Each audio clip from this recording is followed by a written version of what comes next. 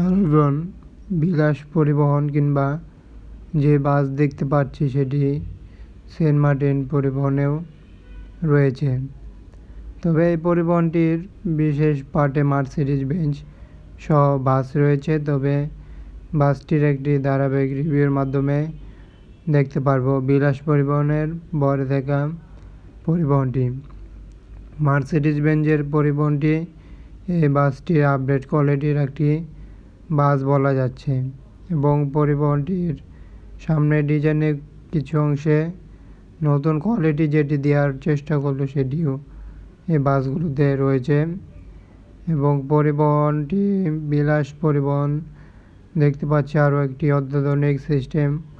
এই বাসটিতেও Mercedes logo রয়েছে, সাথে পরিবহনটির আপডেট কোয়ালিটির একটি ডিজাইন, যেমনটি কালার ফিনিশিং করে থাকে বাসগুলোর ডিজাইনে ঠিক সেম রকমের বিলাস পরিবহন এটাও নতুন কোয়ালিটির বাসে অ্যাপ্লাই করলো এবং বাসটি যেটি বিশেষ কিছু দেওয়ার চেষ্টা করছে সেটি বাসগুলোর সামনের অংশে যেটি ডিজাইনটি করে থাকে সেটি অ্যাপ্লাই করলো এবং কিছুটা আপডেট ভার্সনের কোয়ালিটিতে মার্সিডিজ বেঞ্জের পরিবহনটি এবং এই পরিবহনটির সামনের পার্টেও রয়েছে মার্সিডিজ বেঞ্জের বেশ বড় রকমেরই লোগো দেওয়া, যেহেতু বাসটির চেজিসে অ্যাপ্লাই করেছে মার্সিডিজ পুরোটি বাস জুড়েই।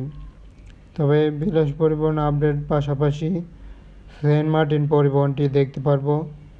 সেন্ট মার্টিন পরিবহন যেটি সেটি খুবই অন্যরকম কালারের সাথে সেন্ট মার্টিন পরিবহন আপডেট এবং এই পরিবহনটির খুবই কালার দেওয়ার চেষ্টা করলো অন্য সকল বাস থেকে যেন কিছুটা ভিন্নভাবেই।